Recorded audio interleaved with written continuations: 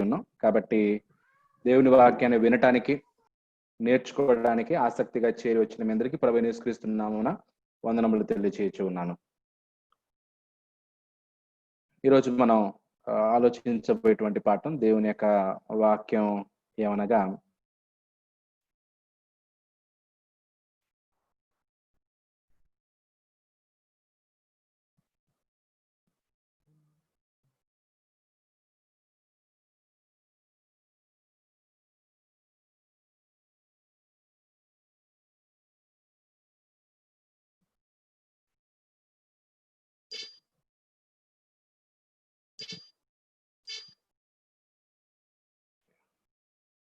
So common concepts shouldn't judge anyone.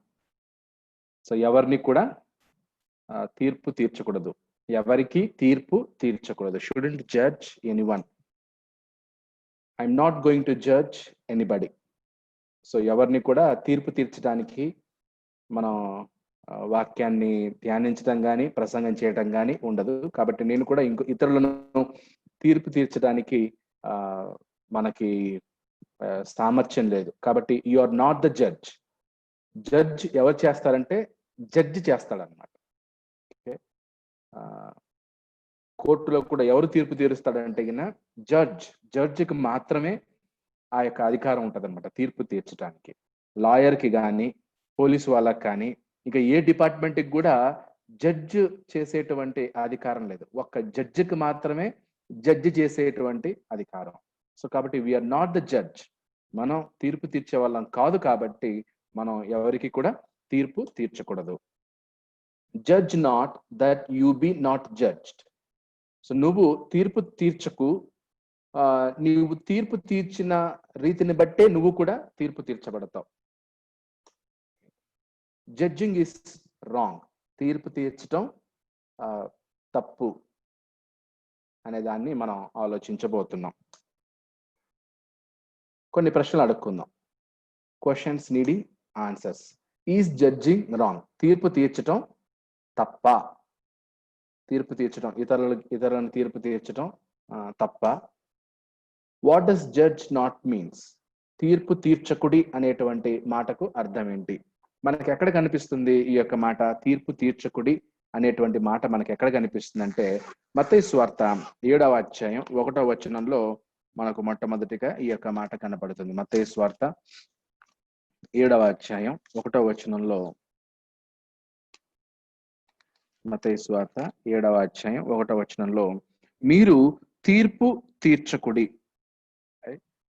Judge not, మీరు తీర్పు తీర్చకుడి అనేటువంటి మాట మనం చూస్తాం. If we can judge, how is it to be done? ఒకవేళ మనం తీర్పు తీర్చినట్లయితే దానిని ఎలా తీర్చాలి? ఏది సరైనటువంటి మార్గం? Isn't the Lord the only judge? ప్రభు ఒక్కడే తీర్పు తీర్చేవాడు కాదా? ప్రభు ఒక్కడే కదా తీర్పు తీర్చేవాడు? దానికి ఆన్సర్ అవును. What right does anyone have to judge another? ఇతరులకు తీర్పు తీర్చేటువంటి హక్కు ఎవరికి కూడా లేదు. ఒకవేళ ఉందా? ఎవరికైనా ఇతరులకు తీర్పు తీర్చేటువంటి హక్కు ఉన్నదా? దానికి సమాధానం లేదు. సో ఇప్పుడు మనం తీర్పు తీర్చడం తప్ప అనేటువంటి ప్రశ్న. రెండవది, తీర్పు తీర్చడం అంటే ఏంటి? తీర్పు తీర్చకుడి అనగా ఏమి? ఒకవేళ తీర్పు తీర్చబడినట్లయితే ఏం జరుగుతుంది? తీర్పు తీర్చేటువంటి వాడు ప్రభువు మాత్రమే కదా. తీర్పు తీర్చేటువంటి హక్కు ఎవరికైనా ఉందా? ఇది మనం అడిగేటువంటి ప్రశ్నలు అన్నమాట. సో కాబట్టి దానికి ఈ యొక్క థీమ్ ఏంటంటే జడ్జింగ్ గురించి, తీర్పు తీర్చడం గురించి మనం ఆలోచించబోతున్నాం. జడ్జ్ అంటే తీర్పు తీర్చడం అంటే ఖండం అంటే ఖండించడం. Point our sins are error అంటే మన పాపాల్ని, మన తప్పిదాల్ని వేలెత్తి చూపించడం. జడ్జ్ అంటే దాని అర్థం ఏంటంటే ఒకటి ఖండించడం, ఇంకొకటి తప్పులను ఎత్తి చూపించడం, పాపాలని ఎత్తి చూపించడం. మేక్ సమ్ డిటర్మినేషన్ అంటే కొన్ని సో వ్యత్యాసాలను చూపించడం వాళ్ళ యొక్క దానిని జడ్జింగ్ అంటాడు. No one believes it is wrong to judge. So ఇది నమ్మటం చాలా కష్టం అన్నమాట. ఇతరులను తీర్పు తీర్చడం ఇతరులకు తీర్పు తీర్చకూడదు, ఇతరులని మనం జడ్జ్ చేయకూడదు అనే దాన్ని నమ్మటం చాలా కష్టమైనటువంటిది. Is it wrong to judge? If say that someone sins is wrong is lost will lose soul. Okay, అంటే ఎవరైనా ఒకరు ఇలా చెప్తున్నారనమాట, పాపములు తప్పైనట్లయితే గిన అది నాశనానికి నడిపిస్తుంది, తర్వాత వాని యొక్క ఆత్మ నశించిపోతుంది, కాబట్టి నేను జడ్జ్ చేస్తాననేటువంటిది సో తప్పుదారిగా ఉన్నట్లుంది. If say that someone is good, did right, is a Christian going to heaven, అది ఓకే. అంటే తీర్పు తీర్చడంలో కూడా ఏంటంటే గిన్న ఓకే, తీర్పు తీర్చడం ఓకే, తీర్పు తీర్చడం రాంగ్.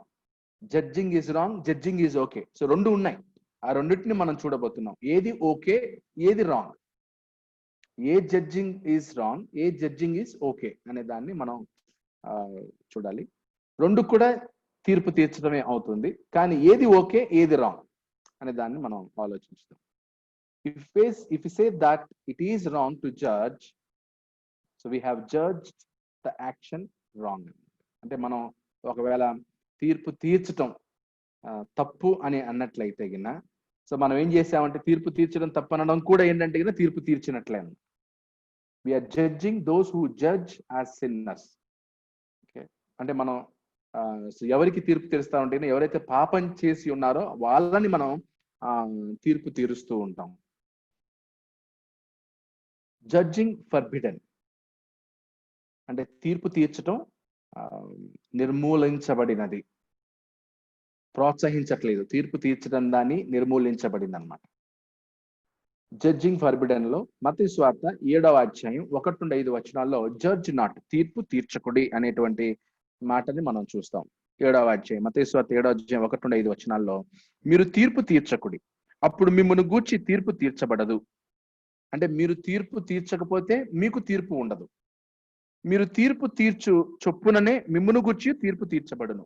ఒకటి, మీరు తీర్పు తీర్చొద్దు, అప్పుడు మిమ్మల్ని తీర్పు తీర్చరు.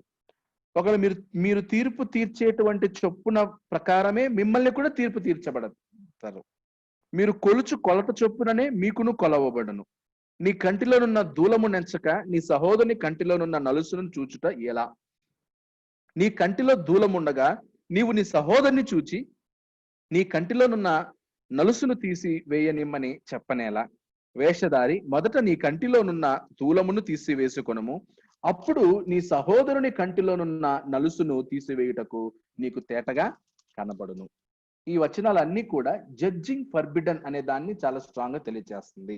తీర్పు తీర్చడం తప్పు, తీర్పు తీర్చకూడదు, తీర్పు తీర్చడం ద్వారా ఎక్కువ సమస్య ఉందనేటువంటి విషయాన్ని మనం ఈ యొక్క వచనాల్లో మనం చూడొచ్చు. సో దాన్ని ఇంగ్లీష్ లో ఇక్కడ మనం చూడొచ్చు. So not condemning all judging and condemning అంటే అన్ని తీర్పులని కూడా ఏం చేయట్లేదంటే గిన ఖండించడం లేదన్నమాట.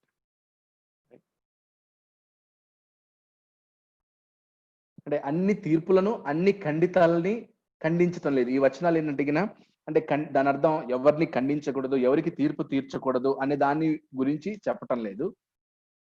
Judge who is dogs and swine, ఎవరైతే కుక్కల దశలో ఉన్నారో, పందుల దశలో ఉన్నారో వాళ్ళని తీర్పు తీర్చండి అని తెలియజేస్తుంది. వచనం చూడండి, 6వ వచనంలో, పరిశుద్ధమైనది కుక్కలకు పెట్టకుడి, మీ ముత్యములను పందుల ఎదుట వేయకుడి, వేసిన ఎడల అవి ఒకవేళ వాటిని కాళ్ళతో త్రొక్కి మీ మీద పడి మిమ్మును చీల్చివేయును. సో ఎవరికి తీర్పు తీర్చమంటున్నాడు? కుక్కలకు, పందులకు. ఓకే, అంటే తీర్పు తీర్చకుండా ఉండొద్దు అని చెప్పట్లేదు. 5 వచనాలేమో తీర్పు తీర్చకుడి, తీర్పు మీరు ఎలాగైతే తీర్పు తీరుస్తారో దాన్ని బట్టి మీకు తీర్పు తీర్చబడుతుందని చెప్తూ, ముందు మిమ్మల్ని మీరు పరీక్షించుకోండి, మీ కంట్లో ఉన్న దూలాన్ని తీసేసుకొని తర్వాత ఎదుటి వాని కంట్లో ఉన్నటువంటి నలుసుని తీసేసుకోమని చెప్తున్నాడు. చెప్పి 6వ వచనంలో ఏమంటున్నాడంటే గిన, judge who is dogs and swine, అంటే ఎవరైతే పందులు అంటే అందుకే కుక్కలకు పరిశుద్ధమైంది కుక్కలకు పెట్టొద్దు అంటున్నాడు, ముత్యములను పందుల ఎదుట వేయొద్దు అంటున్నాడు. సో అలాంటి వాళ్లకు తీర్పు తీర్చమని ఇక్కడ తెలియజేస్తుంది. Judge who is a falls profit. 15వ వచనంలో కూడా అబద్ధ ప్రవక్తలను గూర్చి జాగ్రత్త పడుడి, వారు గొర్రెల చర్మములు వేసుకొని మీ యొద్దకు ఒత్తురు, కానీ లోపల వారు క్రూరమైన తోడేళ్ళు. సో అబద్ధ ప్రవక్తల్ని మీరేం చేయండి, తీర్పు తీర్చండి. అబద్ధ ప్రవక్తలకు తీర్పు తీర్చండి, కుక్కలకు తీర్పు తీర్చండి, పందులకు తీర్పు తీర్చండి అని చెప్తుంది. అంటే మనం ఆ 5 వచనాలు చదివి మానేయకూడదు. ఓ వచనం చెప్తుంది ఇక్కడ ఎవరికి తీర్పు తీర్చకూడదంట అని చెప్పేసి సంఘంలో ఎవడైనా ఒకడు దేవుని చిత్తానికి విరుద్ధంగా ఉన్నా, సంఘాన్ని ఒకడు పాడు చేస్తున్నా, తర్వాత లేదా ఒకడు త్రాగుబోతైనా, లేదా ఒకడు వ్యభిచారైనా, ఏదైనా ఏది చేసినా కూడా సైలెంట్గా ఉండని అనే కాదు దాని అర్థం. తీర్పు తీర్చొద్దంటే గిన ఏమి మాట్లాడకూడదు, మౌనంగా ఉండాలనేది కాదు దాని అర్థం. ఎవరి విషయంలో తీర్పు తీర్చాలి, ఎవరి విషయంలో తీర్పు తీర్చకూడదు, ఎవరికి ఖచ్చితంగా తీర్పు తీర్చాలి అనేటువంటి విషయాన్ని తెలియజేస్తున్నాడు. ఖచ్చితమైనటువంటి తీర్పు ఎవరికంటే కుక్కల్ లాంటి వాళ్ళకి, పందుల లాంటి వాళ్ళకి, అబద్ధ ప్రవక్తలకు ఖచ్చితమైనటువంటి తీర్పుని తీర్చండి. Point hypocritical and merciless judging.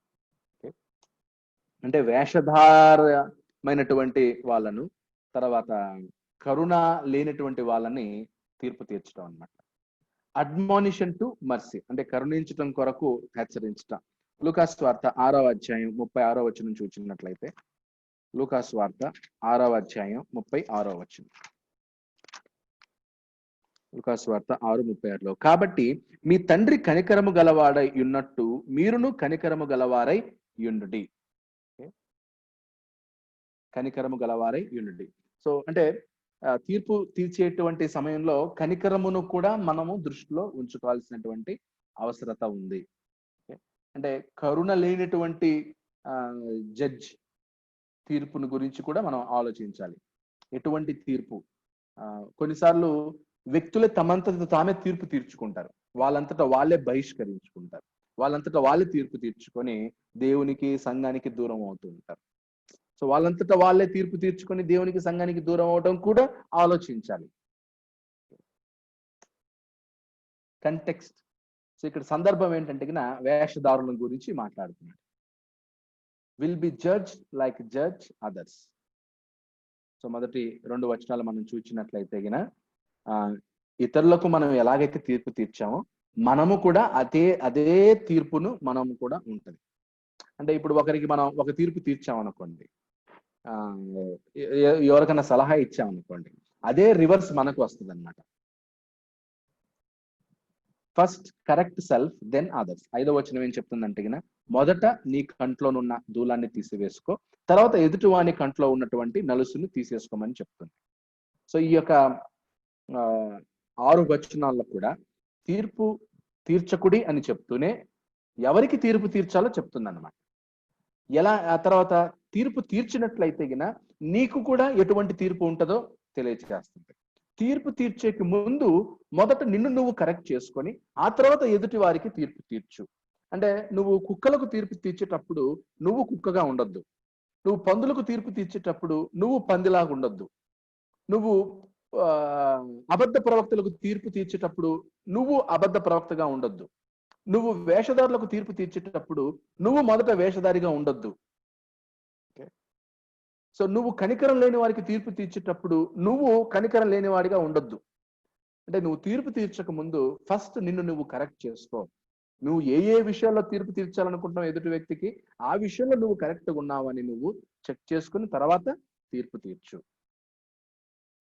యాకోబు పత్రిక మత్తయి 7:1-5 వచనాల్లో తీర్పు తీర్చకుడు అని చెప్తూ, యాకోబు పత్రిక 4వ అధ్యాయం 11-12 వచనాలు ఏం చెప్తుందంటే తీర్పు తీర్చడానికి నువ్వెవరు, who are you to judge. యాకోబు పత్రిక 4వ అధ్యాయం 11-12 వచనాలు. యాకోబు పత్రిక 4వ అధ్యాయం 11-12 వచనం. సహోదరులారా, ఒకనికి విరోధముగా ఒకడు మాట్లాడకుడి, ఒకనికి విరోధముగా ఒకరు మాట్లాడకుడి. తన సహోదరునికి విరోధముగా మాట్లాడి తన సహోదరునికి తీర్పు తీర్చువాడు ధర్మశాస్త్రమునకు వ్యతిరేకముగా మాట్లాడి ధర్మశాస్త్రమునకు తీర్పు తీర్చుచున్నాడు. నీవు ధర్మశాస్త్రమునకు తీర్పు తీర్చిన ఎడల ధర్మశాస్త్రమును నెరవేర్చువాడవు కాక న్యాయము విధించువాడవైతివి. ఒక్కడే ధర్మశాస్త్రమును నియమించి న్యాయము విధించువాడు. ఆయనే రక్షించుటకును నశింపజేయుటకును శక్తిమంతుడై ఉన్నాడు. పరునికి తీర్పు తీర్చుటకు నీవెవడవు? పరునికి తీర్పు తీర్చుటకు నీవు ఎవడవు? So who are you to judge? పరునికి తీర్పు తీర్చడానికి నువ్వెవరివి? ఇక్కడ ఒక పాయింట్ మనం కొన్ని విషయాలు గమనించాలి. 11వ వచనంలో లాస్ట్ భాగంలో, నీవు ధర్మశాస్త్రమునకు తీర్పు తీర్చిన ఎడల ధర్మశాస్త్రమును నెరవేర్చుడవు కాక న్యాయము విధించు వాడవైతివి. ధర్మశాస్త్రాన్ని నెరవేర్చేటువంటి వాడవు కాక న్యాయము విధించు వాడవైతివి. సో ఇప్పుడు దేవుని వాక్యాన్ని నెరవేర్చడానికి మనం ఉన్నాం, కానీ తీర్పు తీర్చడానికి కాదు. సో చాలా మంది క్రైస్తవులు దేవుని వాక్యాన్ని నెరవేర్చకుండా తీర్పు తీర్చడానికి ఎక్కువగా ముందుకు వెళ్తూ ఉంటారు. సో ఏది ముందు? తీర్పు తీర్చడం ముందా, దేవుని వాక్యాన్ని నెరవేర్చడం ముందా? సో ముందు దేవుని వాక్యాన్ని నెరవేర్చాలి, ముందు దేవుని సంకల్పం నెరవేరాలి, ముందు దేవుని చిత్తం నెరవేరాలి, తర్వాతే తీర్పు గురించి ఆలోచించాలి. సో కాబట్టి ఒకరికి మనం తీర్పు తీర్చేక ముందు, ఒకరిని మనం విమర్శించేక ముందు దేవుని యొక్క సంకల్పం, దేవుని యొక్క వాక్యం ముందు ఏమవ్వాలన్నమాట? నెరవేర్చాలి. ఓకే, ఒక సువార్థికుడు ఇంకొక సువార్థికుడిని విమర్శించేక ముందు ఆ సువార్థికుడు పని విషయంలో కానీ, ప్రవర్తన విషయంలో కానీ, బోధించే విషయంలో కానీ అన్నిటిలోనూ మొదట మాదిరి చూపించి తర్వాత ఇంకొక సువార్థికుడిని విమర్శించేటువంటి అర్హతను పొందుతాడు. సో ఒకడు ఇంకొకరిని విమర్శించేక ముందు ఆ విషయంలో ఏ సబ్జెక్ట్ మీద నువ్వు ఒకరిని విమర్శిస్తున్నావో ఆ సబ్జెక్ట్ లో నువ్వు కరెక్ట్గా ఉన్నావా? ఓకే, సో కాబట్టి ఒక సువార్థికుడిని గురించి నేను ఒకవేళ మాట్లాడుతుంటే గిన, ఈ సువార్థికుడు పలానా సువార్థికుడు పని చేయట్లేదు, ఈ సువార్థికుడు సోమరితనంగా ఉన్నాడు అని ఒక సువార్థికుడిని నేను తీర్పు తీర్చున్నట్లయితే, నేను అతని పని గురించి మాట్లాడుతున్నప్పుడు నా పని ఎలా ఉంది? సంఘం యొక్క గురించి మాట్లాడేటప్పుడు, సంఘం డెవలప్మెంట్ గురించి మాట్లాడేటప్పుడు నేను నా సంఘం యొక్క డెవలప్మెంట్లు ఎలా ఉంది? సో ఇలా ప్రతిదీ కూడా ఏమవుతుందంటే గిన ముందు సెల్ఫ్ గా ఎగ్జామిన్ చేసుకొని తర్వాత పరులకు మనం తీర్పు తీర్చాలి. కాబట్టి సంఘంలో క్రైస్తవులైనటువంటి మనకి రెండు మార్గాలు కనిపిస్తాయి. ఒకటి దేవుని యొక్క చిత్తమును, దేవుని యొక్క సంకల్పాన్ని నెరవేర్చడం. రెండోది తీర్పు తీర్చడం. దేని కోరుకుందాం? తీర్పు తీర్చడం కోరుకుందామా, దేవుని సంకల్పాన్ని నెరవేర్చడం కోరుకుందాం? సో వాక్యం మనల్ని ఏం హెచ్చరిస్తుందంటే, ముందు దేవుని చిత్తాన్ని నెరవేర్చు, దేవుని సంకల్పాన్ని నెరవేర్చు, వాక్య ప్రకారం బ్రతుకు, వాక్య ప్రకారం జీవించు. తర్వాత నువ్వు తీర్పు తీర్చేటువంటి అర్హతను, తీర్పు తీర్చేటువంటి హక్కును కూడా మనం పొందాల్సినటువంటి అవసరం ఉంది. ఇక్కడ దేవుడు మాత్రమే నశింపజేయడానికి గాని, రక్షించుటకు గాని శక్తిమంతుడై ఉన్నాడు. కాబట్టి మనము పరునికి తీర్పు తీర్చేటువంటి అర్హత మనకు లేదు.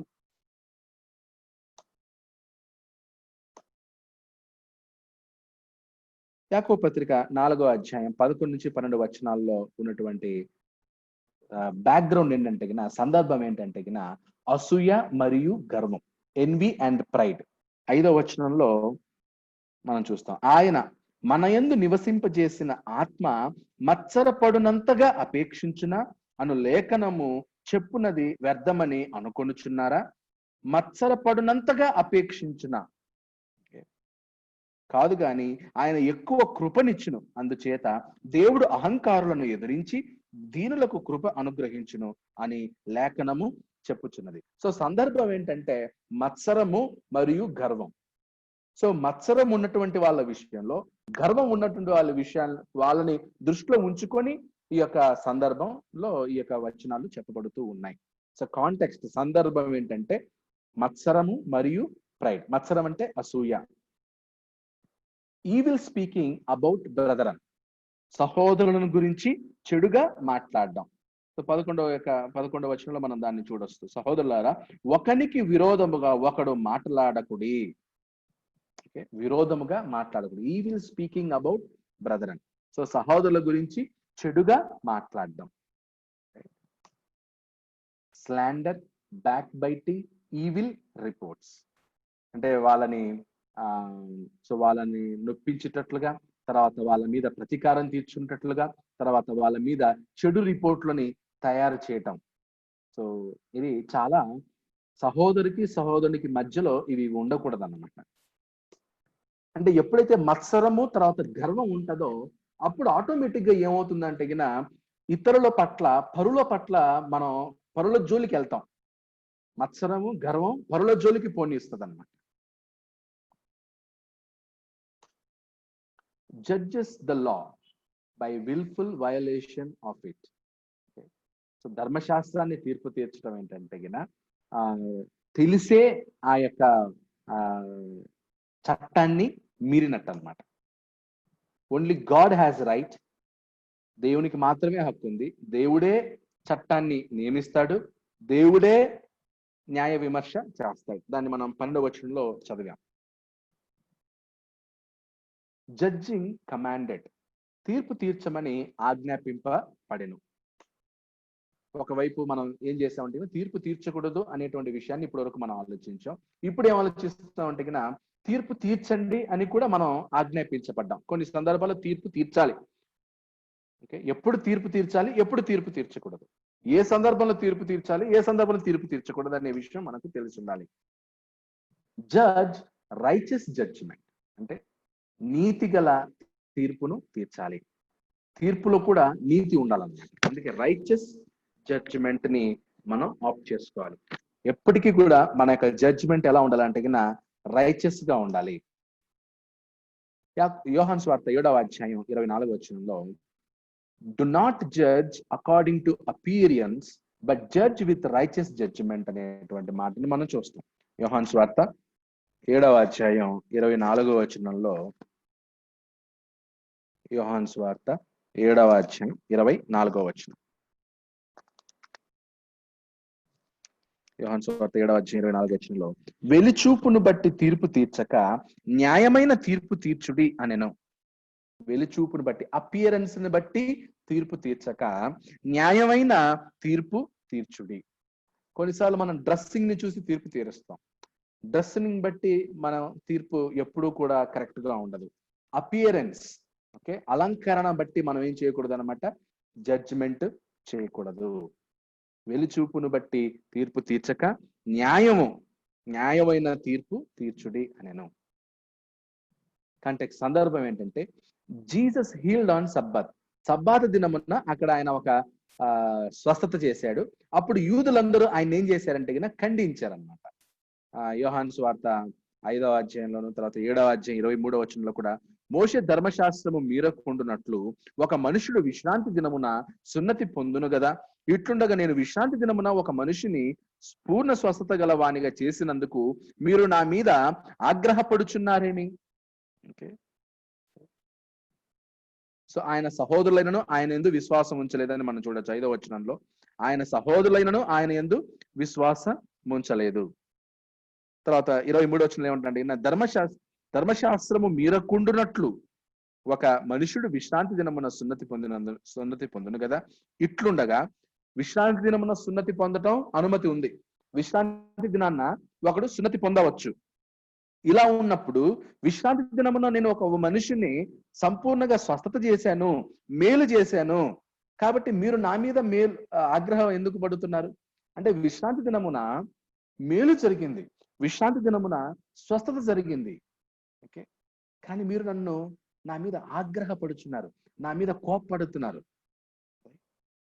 సో చాలా సార్లు యూదులందరూ కూడా యేసుక్రీస్తు చేస్తున్నటువంటి మంచిని చూడలేదు, యేసుక్రీస్తు చేసినటువంటి సత్కార్యాన్ని చూడలేదు, కానీ యేసు యొక్క తప్పులను, యేసు యొక్క మిస్టేక్స్ ని కనిపెట్టడానికే వాళ్ళు ఎదురు చూస్తూ ఉన్నారు.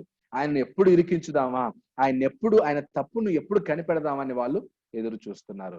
కాబట్టి ప్రతి సందర్భంలోనూ కూడా యేసుక్రీస్తుని తీర్పు తీర్చడానికే వాళ్ళు ప్రయత్నించారు, కానీ ఆయన చేసినటువంటి మేలును వారు గ్రహించలేదు.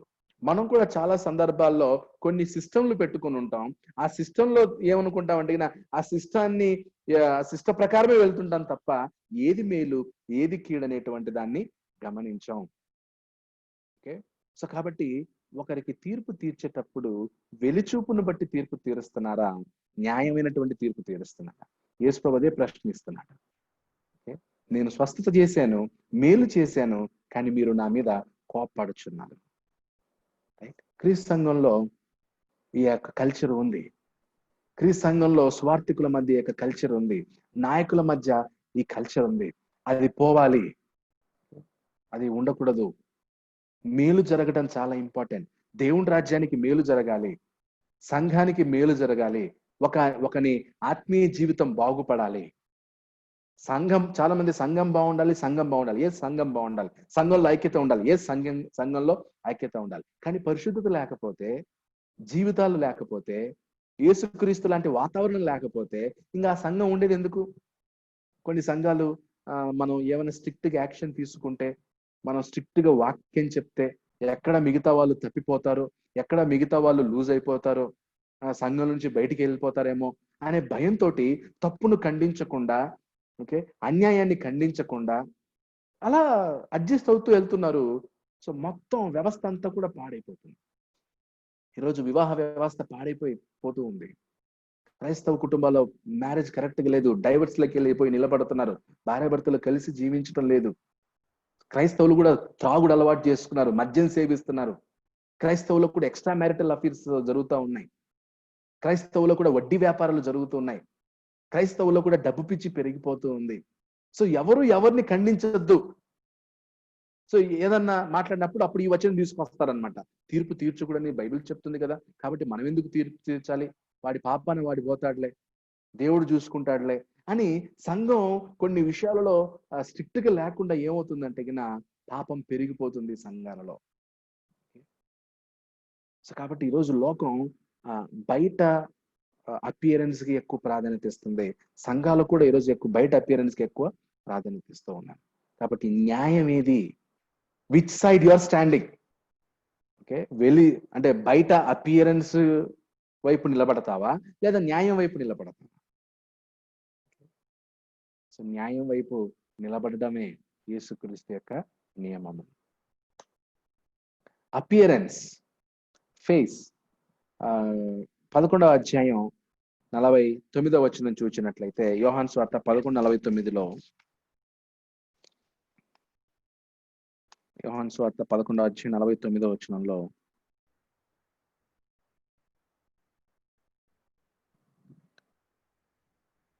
నలభై 48 నుంచి చదువుతాం, 47 నుంచి చదువుదాం. కాబట్టి ప్రధాన యాజకులను పరిసయ్యులను మహాసభను సమకూర్చి, మనమేమి చేయుచున్నాము?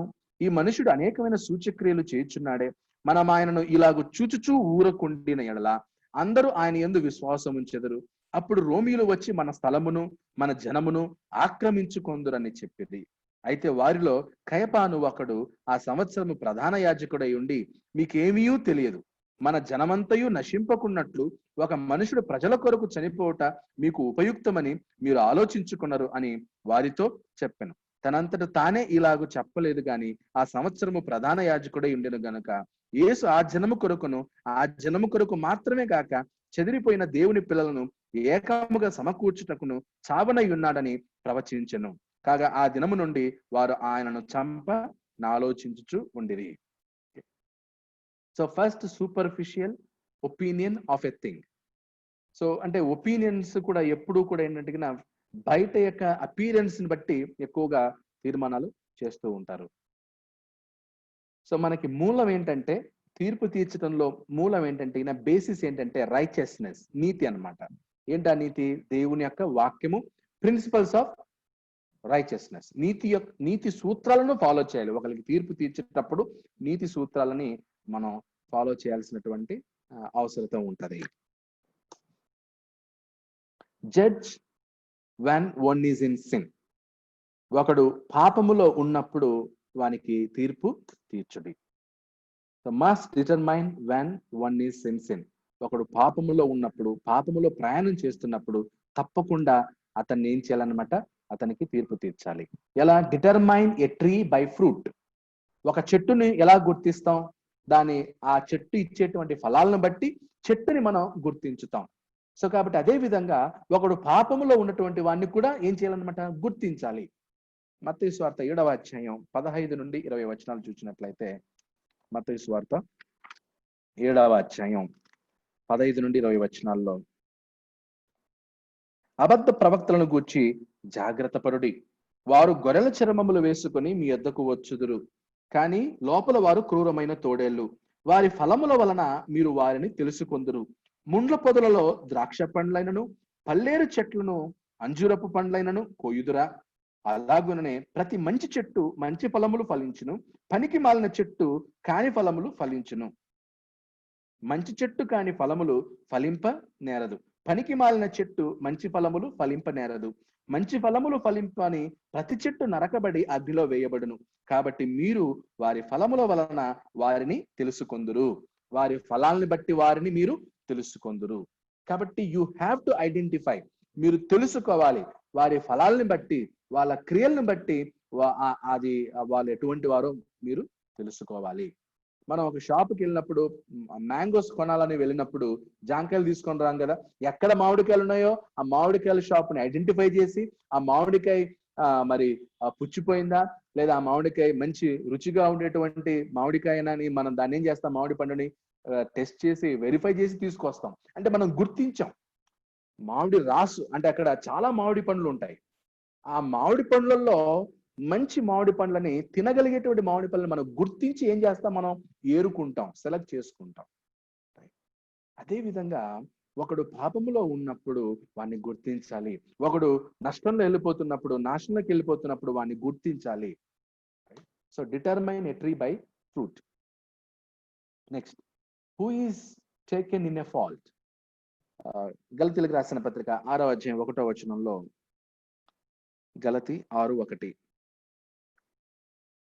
గలతీ పత్రిక 6వ అధ్యాయం 1వ వచనంలో, సహోదరులారా, ఒకడు ఏ తప్పితములోనైనను చిక్కుకుని ఎడల ఆత్మ సంబంధులైన మీలో ప్రతివాడు తానును శోధింపబడుదునేమో అని తన విషయమై చూచుకొనుచు సాత్వికమైన మనసుతో అట్టి వానిని మంచి దారికి తీసుకొని రావలెను. మంచి దారికి తీసుకొని రావడానికి ప్రయత్నం చేయాలి. ఓకే, సో కాబట్టి who is taken in a fault, ఎవరు తప్పిదములో ఉన్నారో మనం వెతకాలి. సో ఎవరు తప్పిపోయారో మనం వెతకాలి. ఆ తప్పిపోయినటువంటి వారిని మనం ఏం చేయాలన్నమాట, సాత్వికముగా వారిని మనం ఏం చేయాలన్నమాట, మరలా వాపస్ తీసుకురావాలి, మంచి దారికి తీసుకొని రావాలి అలాంటి వాళ్ళను. Who is a sinner, so ఎవరైతే పాపములో కొనసాగుతున్నాడో, పాపిగా ఉన్నాడో వాణ్ణి మనం గుర్తించాలి. అంటే ఎవరిని గుర్తించాలంటే గిన తప్పిదములో ఉన్నటువంటి వాళ్ళని గుర్తించాలి, పాపంలో ఉన్న వాళ్ళని మనం గుర్తించాలి. యాకోబు పత్రిక 5వ అధ్యాయం 19-20 వచనాలు. యాకోబు పత్రిక 5వ అధ్యాయం 19-20 వచనాల్లో, నా సహోదరులారా, మీలో ఎవడైనను సత్యము నుండి తొలగిపోయినప్పుడు మరి ఒకడు అతనిని సత్యమునకు మళ్లించిన ఎడల పాపిని వాని తప్పు మార్గము నుండి మళ్లించువాడు మరణము నుండి ఒక ఆత్మను రక్షించి అనేక పాపములను కప్పివేయునని తాను తెలుసుకొనవలెను. సో సత్యము నుండి ఎవడైనా సత్యము నుండి తొలగిపోయినప్పుడు మరి ఒకడు అతనిని సత్యమునకు మళ్లించిన ఎడల. సో మనం ఎందుకు డినామినేషన్స్ కి వాక్యం చెప్తున్నాం, వాళ్ళు సత్యంలో లేరు కాబట్టి వాళ్ళని సత్యంలోకి తీసుకురావడానికి మనం డినామినేషన్స్ కి మనం వాక్యం చెప్తున్నాం. అలా వాక్యం చెప్పి వాళ్ళని సత్యంలోకి తీసుకురావటం ద్వారా వారిని మనం ఆ యొక్క ఆత్మల్ని మనం రక్షించి అనేక పాపములను కప్పివేసినట్లు మనం చూడగలం. Next, who is wicked, so ఎవరు దుష్టత్వంలో ఉన్నాడో వాడిని మనం కనిపెట్టాలి, గుర్తించాలి. తర్వాత షుడ్ బి డిసిప్లైన్, సో వాడిని క్రమపరచాలన్నమాట. దుష్టుని ఏం చేయాలన్నమాట, క్రమపరచాలి. 1 కొరింథీయులకు రాసిన పత్రిక 5వ అధ్యాయం 13వ వచనం. 1 కొరింథీయులకు రాసిన పత్రిక 5వ అధ్యాయం 13వ వచనం.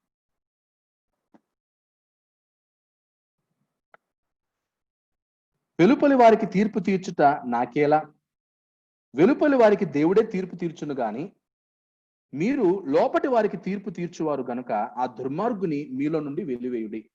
వికెడ్, దుర్మార్గుడు, దుష్టుడు. సంఘంలో కొన్నిసార్లు దుర్మార్గులు పుడతారు, దుష్టులు పుడతారు. అలాంటి వాళ్ళని క్రమపరచాలి, అలాంటి వారిని వెలివేయాలి. ఇక్కడ 5వ అధ్యాయంలో ఎలాంటి వాడు ఉన్నాడంటే ఆ సంఘంలో ఒకడు తండ్రి భార్యను ఉంచుకున్నాడంట.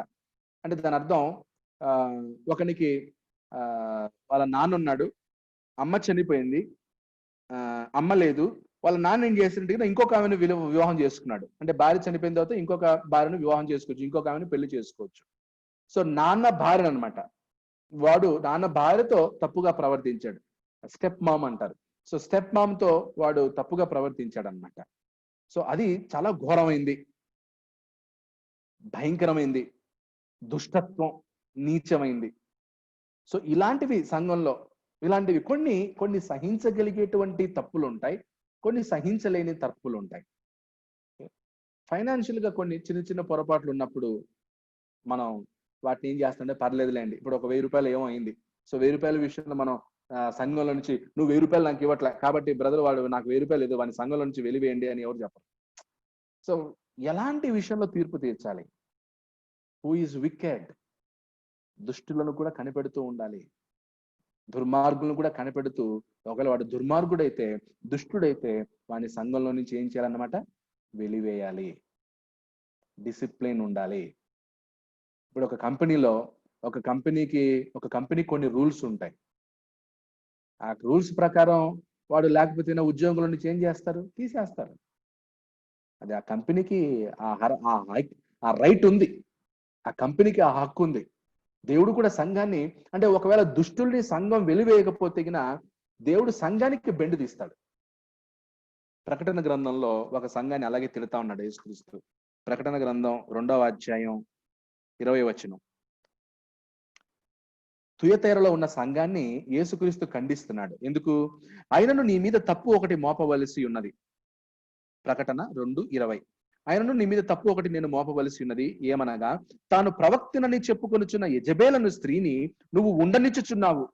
జారత్వము చేయుటకును విగ్రహములకు బలి ఇచ్చున్న వాటిని తినుటకును అది దాసులకు బోధించుచు వారిని మోసపరుచుచున్నది. మారు మనసు పొందుటకు నేను దానికి సమయం ఇచ్చి తిని గాని అది తన జారత్వము విడిచిపెట్టి మారు మనస్సు పొందనొల్లదు. ఇదిగో నేను దానిని మంచము పట్టించి దానితో కూడా వ్యభిచరించు వారు దాని క్రియల విషయమై మారు మనసు పొందితేనే గాని వారిని బహుశ్రమల పాలు చేతును. రైట్? అంటే అందువలన అంతరింద్రియములను హృదయములను పరీక్షించువాడును నేనే అని సంఘములన్నీ తెలుసుకొనును. రైట్? సో కాబట్టి యజబేలనటువంటి స్త్రీని నువ్వు ఉండనిచ్చుచున్నావు అంటే యజబేలు లాంటి క్రియలు కలిగినటువంటి వాళ్ళని నువ్వు సంఘంలో ఎందుకు ఉంచావు? మీరు వెలివే అంటే డిసిప్లిన్ చేసే ఇంగిత జ్ఞానం కూడా మీకు లేదా? డిసిప్లిన్ చేసే సామర్థ్యం ఉన్న సంఘం కాదా మీది అని హెచ్చరిస్తున్నాడు. భార్యాభర్తల మధ్య సమస్య వస్తే భార్యాభర్తల్ని కలిపే సామర్థ్యం ఉన్న సహోదరులు ఎవరు లేరా మీ సంఘంలో? ఓకే, సో కాబట్టి పౌలు కొరింథీయులకు రాసినటువంటి పత్రిక డిసిప్లిన్ ఎపిసోడ్ అన్నమాట. సంఘాన్ని డిసిప్లిన్ చేసేటువంటి పత్రిక అన్నమాట అది. సో కాబట్టి రేపు ఒక దుష్టుడు ఇలాంటి వాడు ఉన్నాడు అనుకోండి. రీసెంట్ గా ఒక స్టోరీ చెప్తాను. ఓకే, మత్తిక్కరి క్రీస్తు సంఘంలో ఒకరిని రీసెంట్ గా వెలివేశారన్నమాట. అంతకు ముందు కూడా ఆ సంఘంలో చాలా వరకు కూడా డిసిప్లిన్ యాక్షన్స్ ఎక్కువ ఉంటాయి. నేను ఆ మత్తిగిరి సంఘంలో నేను 7వ సువార్థికుల్ని.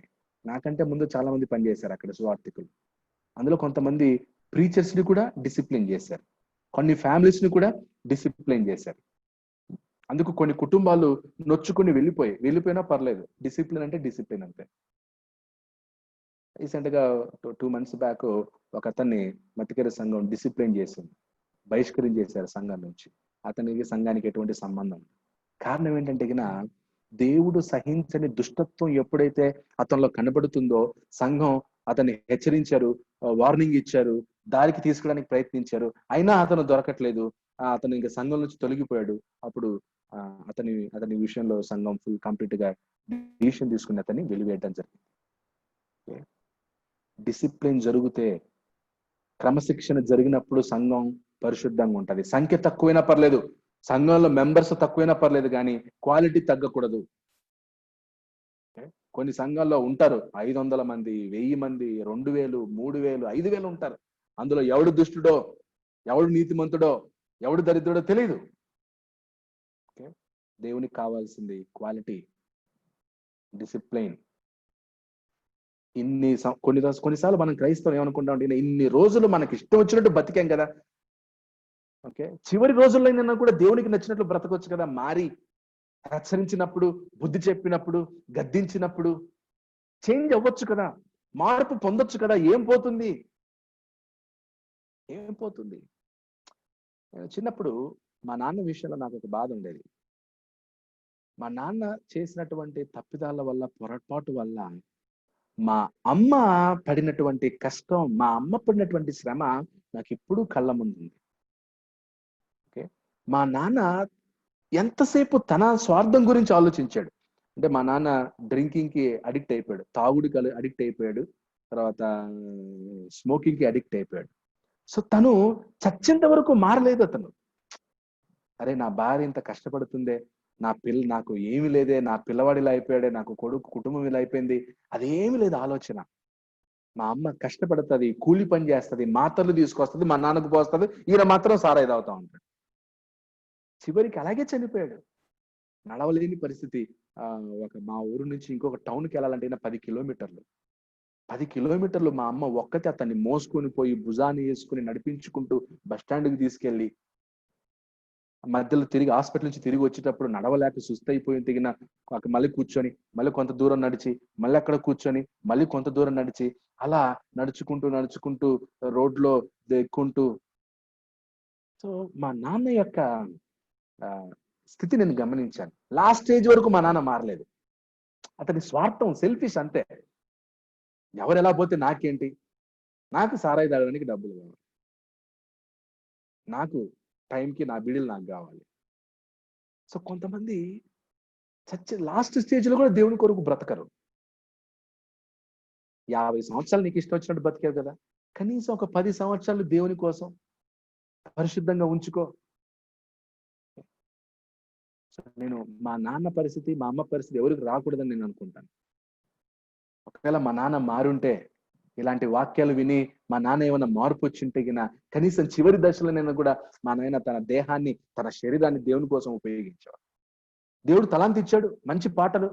మా నాన్న చర్చ్ బిల్డింగ్‌లో ఆయనే పాటలు పాడేవాడన్నమాట. హార్మోనియం వాయించేవాడు.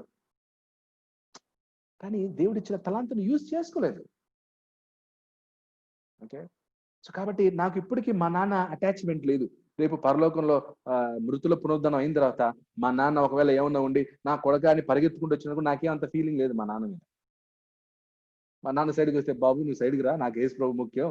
నువ్వు పక్కనుండు. నువ్వెవరో నాకు తెలీదని నేను యేసు ప్రభు దగ్గరికెళ్తాను." మా నాన్న మీద నాకు అటాచ్‌మెంట్ లేదు. సో, బహుశా అది ఇప్పుడు అప్పుడు మా నాన్న ఎంత బాధపడతాడో. అంటే కన్న పిల్ల సొంత కన్న పిల్లలే తండ్రి మీద వెక్కసం వచ్చినప్పుడు మరి తండ్రికి బాధేస్తదో ఏదో నాకు తెలీదు గానీ, పిల్లలకి మాత్రం తండ్రి మీద వెక్కసం వస్తే అటాచ్‌మెంట్ ఉండదు. నాకు మా నాన్న మీద అటాచ్‌మెంటే లేదసలు. ఏమి ఫీలింగ్ లేదు. కారణం ఏంటంటే, మా అమ్మని క్షోభ పెట్టాడు. మా అమ్మని ఇబ్బంది పెట్టాడు. తను బాగలేదు. తను రక్షణను కొనసాగించుకోలేదు. ఎందుకు బతికాడింకా? నాకు నేను గనుక అప్పుడే చనిపోయింది మంచిదైంది. ఇప్పటి వరకు బతికుంటే నన్ను గూడా నా లైఫ్ గూడా ఇలాగే అయిపోయేదేమో అనిపిస్తా ఉంటది. త్వరగా చనిపోయిందే మంచిదైంది మా నాన్న. కనీసం మా అమ్మకి ఒక తృప్తి. నా కనీసం నా కొడుకుని బెంగుళూరుకి తీసుకొచ్చాను. వాడేదో మార్గంలో ఎళ్తున్నాడనే ఒక తృప్తి మా అమ్మకు దొరికింది. ఆయన ఇంకా కొన్ని రోజులు బతికుంటే మేము బెంగుళూరు వచ్చేవాళ్ళం గాదు. సో, ఎందుకిలా లైఫ్ అవుతుంది? ఒక మనిషి ఎందుకు కరెక్షన్ చేసుకోడు? ఒక మనిషి ఎందుకు మార్పు చెందడు? ఒక మనిషి ఎందుకు తనలో దుష్టత్వం ప్రవేశించినప్పుడు, వాక్యం విన్నప్పుడు ఎందుకు తనను తాను కరెక్షన్ చేసుకోడు? ఇంక చాల్లే మానేద్దాం అని ఎందుకు రాదు? ఎందుకు నిర్ణయం తీసుకోడు మనిషి? అన్యులు ఎలాగో ఉన్నారు. కనీసం క్రైస్తవుల్లో ఎందుకు ఇలాంటి క్రైస్తవులు ఎందుకు మార్పు రావడం లేదు? పిల్లలు కష్టపడతా ఉంటారు. పిల్లల కష్టాన్ని అలాగే చూసి అలాగే పెరుగుతూ ఉంటారు. కాబట్టి discipline is needed. Discipline is needed. Strictly సంఘంలో క్రమశిక్షణ అవసరం. నేను నేను ఎక్కడైతే ఒకవేళ వాక్యం పరిచర్య చేస్తానో అక్కడంతా కూడా ఇదే నేను ఎక్స్‌పెక్ట్ చేసేది. ఇదే డిసిప్లిన్. మీరు అనుకోవచ్చు మా నాన్న మీదే నాకు అటాచ్‌మెంట్ లేనప్పుడు, దుష్టత్వం ఉన్నటువంటి వాళ్ళలో నాకు ఎటువంటి అటాచ్‌మెంట్ ఉండదు. నేను ఎవరిని పట్టించుకోను. ఎప్పుడు కూడా మనం వాక్యం వైపు ఉండాలి తప్ప ఔట్‌వర్డ్ అపియరెన్స్‌ని బట్టి ఉండకూడదు. ఓకే. ఔట్‌వర్డ్ అపియరెన్స్‌ని బట్టి ఎప్పుడు కూడా మనం నిలబడకూడదు. ఫ్రెండ్ అయినా, చిన్నాన్నైనా, మామైనా ఎవరైనా సరే వాక్యం వచ్చినప్పుడు చిన్నాన్న, పెదనాన్న వీళ్ళందరిని పక్కన పెట్టేయాలి. వాక్యం వైపు నిలబడు. Okay. Who is disorderly should withdraw. ఎవరైతే అక్రమముగా నడుచుకుంటున్నారో వాళ్ళు సంఘమును విడిచిపెట్టి వెళ్ళిపోవాలి, సహవాసాన్ని విడిచిపెట్టి వెళ్ళిపోవాలి. 2 తెస్సలోనిక 3:6. కొన్ని సందర్భాల్లో సంఘాన్ని విడిచిపెట్టడానికి రెడీగా ఉంటారు తప్ప వాళ్ళు మారడానికి మాత్రం రెడీగా ఉండరు.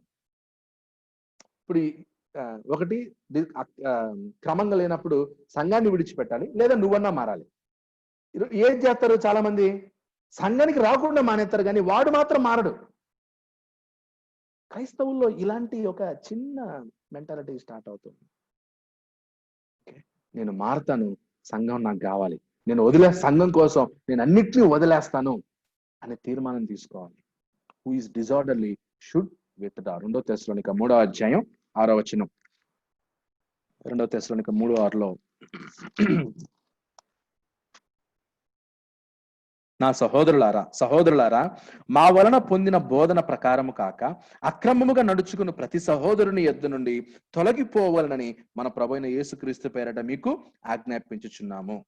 కేవలం డాక్టరీన్ విషయంలో మాత్రమే కాదు క్రీస్తు సంఘం స్ట్రిక్ట్ గా ఉండాల్సింది. క్రీస్తు సంఘం స్ట్రిక్ట్ గా ఉండాల్సింది బోధన ప్రకారము కాక అక్రమముగా నడుచుకుని ప్రతి సహోదరుని యొద్ద నుండి, అక్రమముగా నడుచుకునే సహోదరుని యొద్ద నుండి ఏమవ్వాలి, తొలగిపోవాలి. ఒకవేళ క్రీస్తు సంఘంలో అక్రమంగా నడుచుకునేటువంటి సహోదరులు ఉన్నారు అనుకోండి, ఏం చేయాలి, వాడు సిఓసి, నేను సిఓసే, ఆడి చర్చ్ ఆఫ్ క్రైస్ట్, నేను చర్చ్ ఆఫ్ క్రైస్టే. కాబట్టి వాడు అక్రమంగా ఉన్నా పర్లేదని కలుపుకొని పోతావా? డినామినేషన్ ని మనం ఎలాగైతే త్యజించి సపరేట్ అయ్యి మనం క్రీస్తు సంఘంలోకి వచ్చామో, క్రీస్తు సంఘంలో కూడా ఒకడు ఎవడైనా అక్రమముగా ఉన్నట్లయితే వానితో సహవాసం చేయటం మానేయాలి. ఓకే, అతని యుద్ధ నుండి తొలగిపోవాలి. అందుకే దయచేసి సంఘంలో ఎవరు అక్రమంగా ఉన్నారనేది పరీక్షించాలి. అలాంటి వారితో సహవాసం చేయకూడదు. Who is sinned against you. లూకాసు వార్త 17:1-5 చూసినట్లయితే, లూకాసు వార్త 17.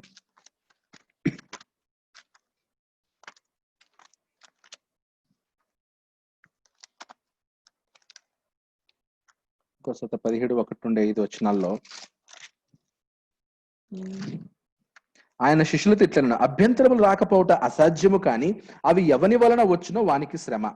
వాడి చిన్నవారిలో ఒకనికి అభ్యంతరము కలుగు చేయుట కంటే వాని మెడకు తిరుగటి రాయి కట్టబడి సముద్రంలో పడద్రోయబడుట వానికి మేలు. మీ విషయమై మీరే జాగ్రత్తగా ఉండుడి. నీ సహోదరుడు తప్పిదము చేసినడలా అతన్ని గద్దించుము, అతడు మారు మనసు పొందినడలా అతన్ని క్షమించుము. అతడు ఒక దినమున 7 మార్లు నీ ఎడల తప్పిదము చేసి 7 మార్లు నీ వైపు తిరిగి మారు మనసు పొంది తినని ఎడల అతన్ని క్షమింపవలను. అపోస్తులు మా విశ్వాసము వృద్ధి పొందించమని ప్రభుతో చెప్పగా. సో ఒకవేళ ఎవరైనా నీకు విరుద్ధముగా పాపం చేసినట్లయితే, నీ సహోదరుడు తప్పిదం చేసినా అతన్ని గద్దించుము. ఏమన్నాడు? గద్దించుము. ఎప్పుడు క్షమించాలి? ముందు గద్దించాలి, తర్వాత మారు మనసు పొందుతాడు, అప్పుడు క్షమించాలన్నమాట. ఓకే, సో ఎవరైనా తప్పిదం చేస్తే గద్దించకుండా ఉండకూడదు. గద్దించినప్పుడు నెక్స్ట్ ప్రాసెస్ ఏంటి? వాడు మారు మనసు పొందాలి. మారు మనసు పొందిన తర్వాత ఏం చేయాలి? క్షమించాలి. సో ఈ 2 చెయ్యం మనం. ఒకడు తప్పిదం చేసినట్లయితే వెంటనే వాడిని క్షమించడం చేసేస్తారు, వాడు మారు మనసు పొందకుండానే క్షమించేస్తారు. మారు మనసు పొందాలి కదా. ఎప్పుడు క్షమాపణ? ఎప్పుడు ఒకరిని క్షమించాలి? వాడు మారు మనసు పొందినప్పుడు క్షమించాలి. ఎప్పుడు వాడు మారు మనసు పొందుతాడు? నువ్వు గద్దిస్తే వాడు మారు మనసు పొందుతాడు. సో తప్పు చేసినటువంటి గద్దించకపోవటం, తప్పు చేసిన వాడిది ఎంత తప్పు ఉందో గద్దించకపోవడం కూడా తప్పే. గద్దించకపోయినను కూడా మనం రిస్క్ లో ఉన్నట్లే. అందుకే తప్పు చేసినటువంటి వాడిని గద్దించాలి. గద్దించినప్పుడు వాడు మారు మనసు పొందాలి. మారు మనసు పొందినప్పుడు వాడిని మనం క్షమించాలి. Who causes divisions. ఎవరైతే సహోదరుల మధ్య విభేదాలు పుట్టిస్తాడో వాడిని కూడా గుర్తించాలి. అంటే ఎటువంటి we have to determine one is sin. So ఎవరెవరిని గుర్తించాలంటే కలహాలు పుట్టించేటువంటి వాడిని మనం గుర్తించాలి. రోమపత్రిక 16:17-18 సహోదరులారా, మీరు నేర్చుకున్న బోధకు వ్యతిరేకముగా భేదములు ఆటంకములను కలుగజేయు వారిని కనిపెట్టియుండుడని మిమ్మల్ని బతిమాలుకొనుచున్నాను. వారిలో నుండి తొలగిపోవుడి. అట్టి వారు మన ప్రభువైన క్రీస్తుకు కాక తమ కడుపునకి దాసులు. వారు ఇంపైన మాటల వలనను ఇచ్చకము వలనను నిష్కపటుల మనసులను మోసపుచ్చుదురు. ఓకే, అలాంటి వారిలో నుంచి ఎవరైతే విభేదాలు కలగజేస్తారో, వాళ్ళ కడుపు కోసం పని చేస్తారో, వాళ్ళ బిజినెస్ కోసం పని చేస్తారో, ఓకే, అలాంటి వారి దగ్గర నుంచి విడిపోండి. సో దేవుని సేవను అడ్డం పెట్టుకొని బతికేటువంటి వాంతో మనం సహవాసం చేయకూడదు.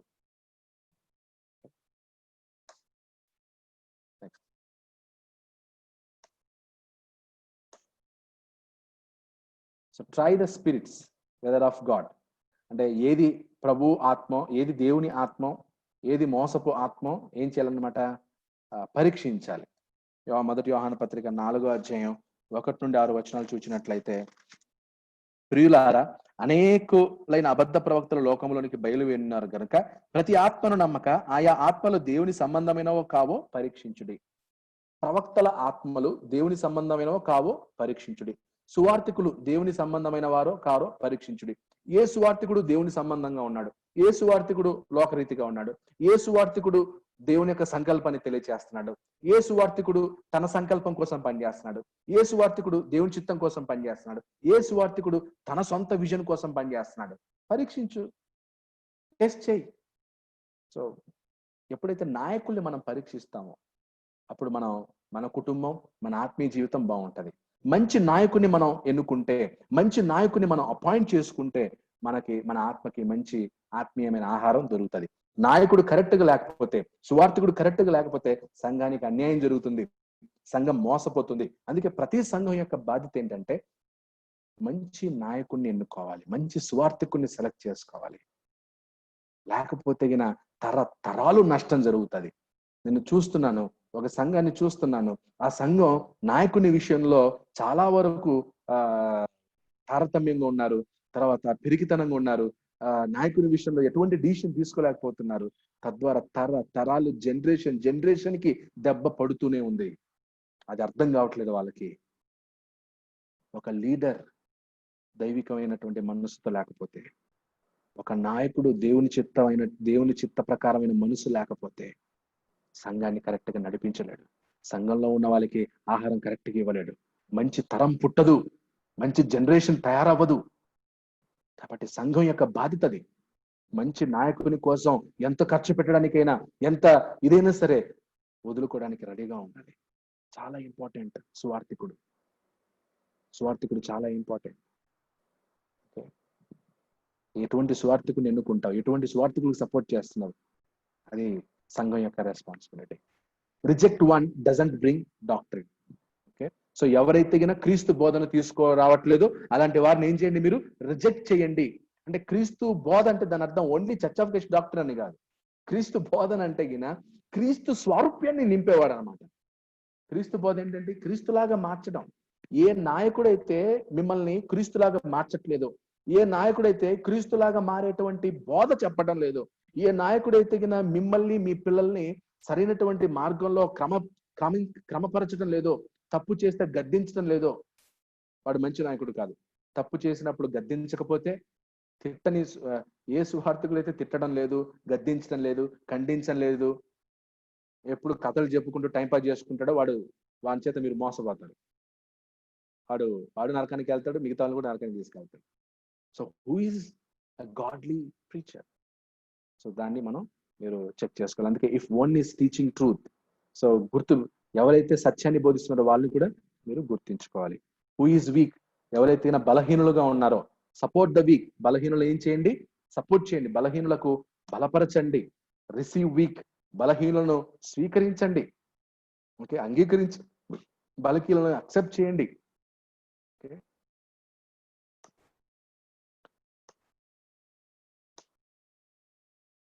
సో ఏది స్టాండర్డ్? ఏది స్టాండర్డ్ కాదంటే సెల్ఫ్, అపియరెన్స్, అవర్ ఒపీనియన్. ఏది స్టాండర్డ్ అంటే వర్డ్ ఆఫ్ గాడ్. అంటే ఒక తీర్పు తీర్చేటప్పుడు ఏది స్టాండర్డ్ తీర్పు, ఏది స్టాండర్డ్ తీర్పు కాదంటే సెల్ఫ్ ని, అంటే మన స్వార్థాన్ని చూడకూడదు, తర్వాత బయట అపియరెన్స్ ను చూడకూడదు, మన ఒపీనియన్ ని మనం తీసుకురాకూడదు.